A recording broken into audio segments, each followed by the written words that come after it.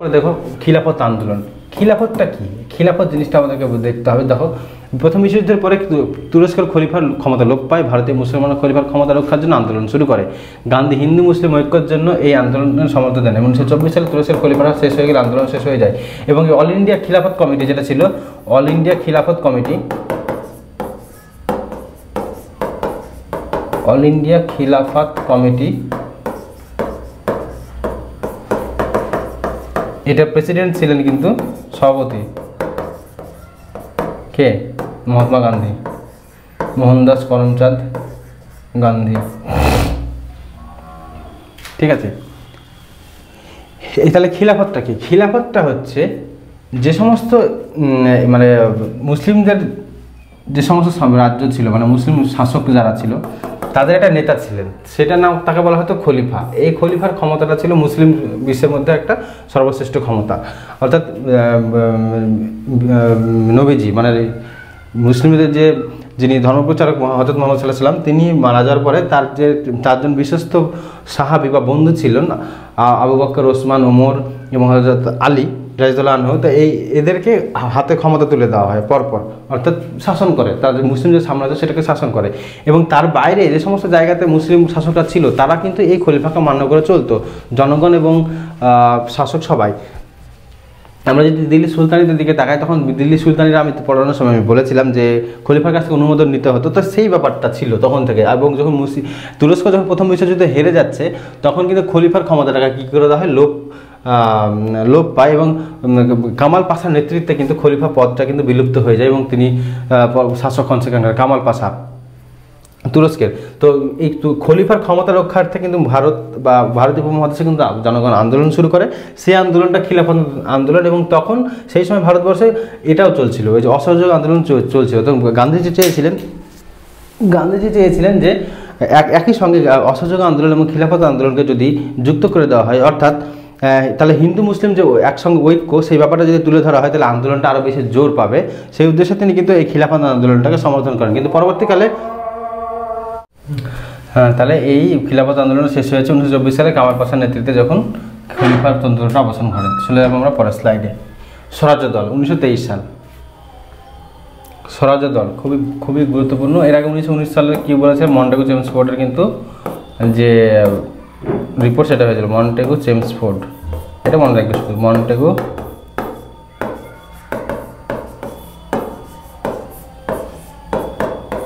Montague Chelmsford, এটা মনে রাখবে।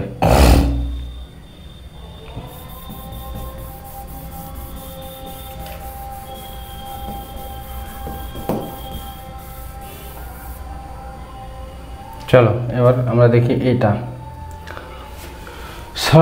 স্বরাজ্য আন্দোলন। অসহযোগ আন্দোলন ব্যর্থ হওয়ার পর চিত্তরঞ্জন দাস, মতিলাল নেহরু নতুন নীতি গ্রহণ করে এবং তারা ব্রিটিশ শাসনের ভেতর থেকে তাদের বাধার পরিকল্পনা করেন।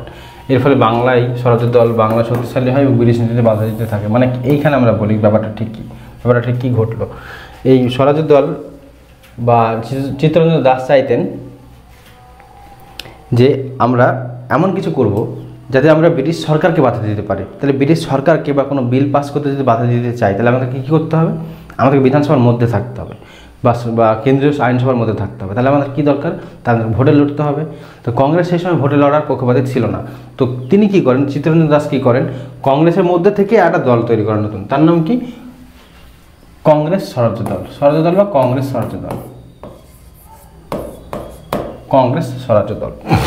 তিনি এই দলটা গঠন করে কি করছেন, বাংলা, দিল্লি, পাঞ্জাব, এই সমস্ত জায়গায় যখন ভোটটা হয় 1923 সালের, ওই ভোটে অংশগ্রহণ করেন এবং ব্যাপকভাবে কিন্তু লাভ মানে সমর্থন পান। এবং সেখানে তিনি কী করে, এই বিধানসভার মধ্যে গিয়ে ব্রিটিশ সরকারকে বাধা দেওয়ার প্রচেষ্টা করেন। তাহলে এই দলটা কত সালে প্রতিষ্ঠা? 1923 সালে প্রতিষ্ঠা। কে তৈরি করেন? চিত্তরঞ্জন দাস ও মতিলাল নেহরু। মতিলাল নেহরু কে ছিলেন? জওহরলাল নেহরুর পিতা, JL নেহরুর ফাদার, JL নেহরুর ফাদার। এরপর আমরা চলে যাব সাইমন কমিশন, ভেরি ইম্পর্টেন্ট। 1927 সাল পরিস্থিতি, ব্রিটিশ সরকার ভারতের সংবিধান সংস্কারের জন্য, এই যে মন্টেগু চেমসফোর্ড 1919 সালে করলো, তারপরে আবার কি হচ্ছে, তারপরে নতুন করে আরেকটা সংবিধান সংস্কার করার জন্য সাইমন কমিশন পাঠাচ্ছে 1927 সালে। ব্রিটিশ সরকার ভারতের সংবিধান সংস্কারের জন্য একটি কমিশন পাঠায়। কিন্তু এই কমিশনে কোনো ভারতীয় প্রতিনিধি ছিল না। কি ছিল না? ভারতীয় প্রতিনিধি ছিল না। অর্থাৎ এরা মনে করতো যে ভারতীয়রা খুবই অশিক্ষিত মানুষ, ভারতের লোক বা ভারতের মানুষজন সক্ষম নয় যে তারা সংবিধানকে সংস্কার করবে বা সংবিধানকে নতুন করে করবে। তো সেই জন্য কোনো রকম মানে ভারতীয় প্রতিনিধি কিন্তু ছিল না। তো ভারতীয়রা কী করে, ভারত যে সাইমন গো ব্যাক আন্দোলন শুরু করেন এবং লালা লাজপত রায় এই আন্দোলনের নেতৃত্ব দিতে গিয়ে অংশ নিয়ে পুলিশের লাঠির আঘাতে কিন্তু তিনি নিহত হন। অর্থাৎ লালা লাজপত রায় একটা বিখ্যাত একদম বড় নেতা, পাঞ্জাব কেশরী তাকে বলা হয় মাঝে মধ্যে। পাঞ্জাব কেশরী কেন বলছে, ওই আর একটা জনকে রঞ্জিত সিংকেও বলে, কিন্তু এইটাকেও এই লালা লাজপত রায়কেও কিন্তু বলা হয় পাঞ্জাব কেশরী। তো এই যে সাইমন গো ব্যাকের যে ছবিটা, চিত্রটা দেখো, এইখানে সাইমন গো ব্যাক। অর্থাৎ এই যে আন্দোলন সারা ভারত জুড়ে বিভিন্ন পাঞ্জাব থেকে শুরু করে দিল্লি, মুম্বাই, কলকাতা সমস্ত জায়গায় কিন্তু মানে ভারতীয়রা কী করে, এখানে 3 জনের দল ছিল, কিন্তু সেখানে ভারতীয়রা অপমানিত বোধ করে যে আমাদের জন্য সংবিধান হবে, আমাদের দেশে এসে সংবিধান সংস্কার হবে, আমাদেরকে নিয়ে আইন হবে, আমাদের জন্য আইন হবে, অর্থাৎ আমাদের দেশেরই কোনো প্রতিনিধি থাকবে না, এটা কিন্তু মেনে নেওয়া যায় না। সেই উদ্দেশ্যে কিন্তু সাইমন গো ব্যাক স্লোগান দেয় এবং তাদের কমিশনটাকে মানতে অস্বীকার করে। দেখো লালা লাজপতের মৃত্যু ও প্রতিশোধ 1928 সাল। সাইমন কমিশনের বিরুদ্ধে আন্দোলনের সময় লালা লাজপত রায় লাহোরে একটি প্রতিবাদ মিছিলে নেতৃত্ব দেন। British police super James Scott লাঠিচার্জের নির্দেশ দেন, এতে লালা লাজপত রায় গুরুতর আহত হন এবং কয়েক সপ্তাহ পরে মারা যান। অর্থাৎ তিনি হাসপাতালে ছিলেন, ভর্তি ছিলেন এবং কোমায় ছিলেন। ভগৎ সিং, রাজগুরু, সুখদেব, চন্দ্রশেখর আজাদ জেমস স্কটকে হত্যার পরিকল্পনা করেন। ভুলবশত তারা জেমস স্কটের বদলে জন স্যান্ডার্সকে হত্যা করেন। ঠিক যেমন কিংসফোর্ডকে হত্যা করতে গিয়ে অন্য একজনকে হত্যা করেছে, যিনি কেনেডি সাহেবকে হত্যা করে দিয়েছিল ক্ষুদিরাম বসুরা, সেই রকম স্যান্ডার্সকে হত্যা করে 1928 সাল। পরে ব্রিটিশ সরকার ভগৎ সিং, রাজগুরু ও সুখদেবকে কিন্তু ফাঁসি দেয় 1931 সালে। তাহলে এইটা তোমাদেরকে মনে রাখতে হবে। লালা লাজপত রায় কিন্তু মৃত্যুবরণ করেন, খুবই গুরুতর, খুব দুঃখজনক ঘটনা, তিনি মৃত্যুবরণ করছেন লাঠির আঘাতে ব্রিটিশের। তাহলে একটা স্বাভাবিকভাবে এই যে তরুণ যুবক ভগৎ সিং, তারা কী ছিল, তিনি ছিলেন পাঞ্জাবি, এবং এই তরুণ যুবক পাঞ্জাবের যারা তরুণ যুবক তারা তো স্বাভাবিকভাবেই খুবই ক্ষিপ্ত হয় ব্রিটিশের বিরুদ্ধে। তো তাকে মারার নির্দেশ দিয়েছিল কি জেমস স্কট। সেইখানেই তারা মারতে গিয়ে কিন্তু জন স্যান্ডার্সকে হত্যা করেন এবং পরবর্তীকালে ভগৎ সিং, রাজগুরু, সুখদেবের ফাঁসি হয়। এই ভগৎ সিং কিন্তু দিল্লি অ্যাসেম্বলিতেও কিন্তু বোমা ছুঁড়েছিল। তো তিনি এখানে বলেছিলেন যে বোমা ছোড়ার উদ্দেশ্য এটা ছিল না যে ওখানকার লোকজনকে মেরে দেবে, এই বোমাটা মানে ফেলার উদ্দেশ্য ছিল বধির, অর্থাৎ বধিরকে শোনানোর উদ্দেশ্যে বোমাটা ফাটিয়েছিলেন। কেন বধির বলছেন, ব্রিটিশ সরকারের বিরুদ্ধে তখন আন্দোলন তীব্র আকার ধারণ করেছে সারা ভারত জুড়ে, কিন্তু ভারতীয়দের জন্য কিন্তু তারা কিন্তু কোনো সময় কোনো কিছু ভাবেনি। তো তারা ভেবেছিল বা বলেছিল যে না, আমরা এই বধিরকে শোনানোর জন্য কিন্তু এই বোমাটাকে ফাটিয়েছি, বধিরের কানে যদি আওয়াজ পৌঁছায়, তাই আমরা এই বোমাটাকে দিল্লি অ্যাসেম্বলির মধ্যে কিন্তু ফেলা হয়েছিল। পরবর্তীকালে কিন্তু এদের ফাঁসি হয়। তো তোমরা যারা এই ঘটনাবলীগুলো সব দেখতে চাও, তাহলে বেশ কয়েকটা সিনেমা আছে ভগৎ সিংকে নিয়ে। ভগৎ সিং নামগুলো মনে পড়ছে না, সিনেমা সম্ভবত ভগৎ সিংই নাম। ববি দেওয়ালের একটা আছে, আর একটা আছে অজয় দেবগনের আছে। দুটোই তোমরা দেখো, ববি দেওয়ালেরটাও দেখেছি, অজয় দেবগনেরটাও আমি দেখেছি। তো তোমরা দেখতে পারো সিনেমাগুলো, দেশপ্রেম নিয়ে সিনেমা, খুবই ভালো লাগবে। যখন করা হয়, ব্রিটিশরা ভারতীয়দেরকে অংশ নিতে বাধা দেয়, মানে ভারতীয়দেরকে কোনো প্রতিনিধি রাখেনি সাইমন কমিশনে, অর্থাৎ সংবিধান সংস্কার করার কমিশনে।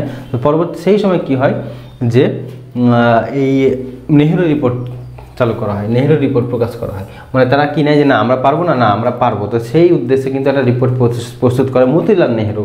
তো সেইটার নাম হচ্ছে নেহেরু রিপোর্ট। তো দেখো, ব্রিটিশ সরকার ভারতীয় প্রতিনিধি ছাড়াই সাইমন কমিশন গঠন করেছিল, কারণ কংগ্রেসে নিজেদের সংবিধান প্রস্তাব করার কিন্তু সিদ্ধান্ত নেয়।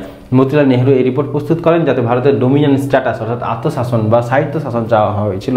প্রতিক্রিয়া জওহরলাল নেহেরু ও সুভাষচন্দ্র বসু সম্পূর্ণ স্বাধীনতা দাবি করেন, যা গান্ধীর মূলনীতির চেয়ে বেশি কঠোর ছিল। ব্রিটিশ সরকার কিন্তু এই রিপোর্টটাও প্রত্যাখ্যান করে। একটা রিপোর্ট আমি পড়ছিলাম কিছুদিন আগে, এই সুভাষচন্দ্র বসু ও জওহরলাল নেহেরু তারা কিন্তু মানে সহোদর ভাইয়ের মতো ব্যবহার করতেন। একটা সময় কমলা নেহেরু অসুস্থ হয়ে যান এবং মৃত্যুবরণ করেন, তো 1935 সালের দিকে।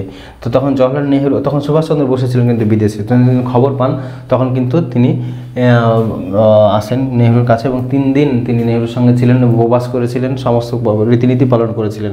এবং এক সময় কমলা নেহেরুকে কিন্তু ডাক্তার দেখানো বা সমস্ত কিছু পরামর্শ বা এইগুলো সুভাষচন্দ্র নিজের একা দায়িত্বে কিন্তু পালন করেছিলেন। অর্থাৎ একটা ভাই যদি যে কাজগুলো করে নিজের ভাই, সেই রকম কাজ কিন্তু করতেন সুভাষচন্দ্র বসু। অনেক ক্ষেত্রে আমাদের এই মানে এইগুলোকে বিভিন্ন ইতিহাসকে বিকৃত করে দেখানোর চেষ্টা করা হয় সুভাষচন্দ্র বসু এবং জওহরলাল নেহরুর মধ্যে, কিন্তু তা নয়। তারা বরাবরই খুব ভালো বাগ্মী ছিলেন এবং সেই সময় খুবই দুজন একদম মানে সমান্তরালভাবে একদম জনপ্রিয় ছিলেন এবং খুবই দুজন একে অপরের খুব ভালো সম্পর্ক নিয়ে চলতেন। এরপরে দেখো পূর্ণ স্বরাজ ঘোষণা 1929 থেকে 30। এইটা একটা খুব যুগান্তকারী ঘটনা। লাহোরে রাভি নদীর তীরে 1929 সালে কংগ্রেসের অধিবেশনের জন্য জওহরলাল নেহরুকে সভাপতি নির্বাচন করা হয়। তিনি এই অধিবেশনে কমপ্লিট ইন্ডিপেন্ডেন্স অর্থাৎ পূর্ণ স্বরাজ ঘোষণা করেন। তারপরে 26শে জানুয়ারি 1929 সালকে স্বাধীনতা দিবস হিসেবে পালন করা হয়। ব্রিটিশ কর শাসন মানবে না বলে সিদ্ধান্ত নেওয়া হয়। এই যে 26শে জানুয়ারি 1930 সালে, এটা কিন্তু গুরুত্বপূর্ণ। দেখো আমরা বর্তমানে একটা দিন পালন করি যেটা আমাদের কিছুদিন আগে পালন হয়ে গেল, যে প্রজাতন্ত্র দিবস 26শে জানুয়ারি। কেন করা হয়েছে এই দিনটা? এই দিনটা করা হয়েছে কিন্তু এই দিনটাকে স্মরণীয় রাখার জন্যই। তাহলে এই দিনটা 1930 সালে 26শে জানুয়ারি, মানে এই 1930 সালে যখন এইটা হয়, লাহোরে যখন কংগ্রেসের সভাটা হয়, তখন বলা হয় যে আমরা 26শে জানুয়ারি একটা দিন পালন করবো রাভি নদীর তীরে। জওহরলাল নেহরু কিন্তু স্বাধীনতার পতাকা উত্তোলন করেছিলেন এবং সেই দিনটিকে স্বাধীনতা দিবস হিসেবে পালন করা হতো এবং স্বাধীনতা পাওয়ার পূর্ব পর্যন্ত এই 26শে জানুয়ারি স্বাধীনতা দিবস পালন করতে সারা দেশের মানুষ এবং জাতীয় কংগ্রেস। পরবর্তীকালে আমাদের দেশ 15 আগস্ট 1947 সালে স্বাধীনতা পায়। তো এই দিনটাকেও স্মরণীয় রাখার জন্য তখন কী করা হয় যে না, আমাদের তো যে সংবিধান সেটা 26শে নভেম্বর 1949 সালে সেটা সই স্বাক্ষর বা সমস্ত কিছু তৈরি হয়ে গেছিলো, কিন্তু তারপরেও 2 মাস অপেক্ষা করা হয় যে আমাদেরকে এই দিনটাকে স্মরণীয় রাখার জন্য। তাহলে এই দিনটার দিনে আমরা প্রজাতন্ত্র দিবসটা পালন করি। তাহলে এই প্রজাতন্ত্র দিবসটা 26 তারিখ হওয়ার পেছনে কারণটা হচ্ছে কিন্তু এই দিনটা।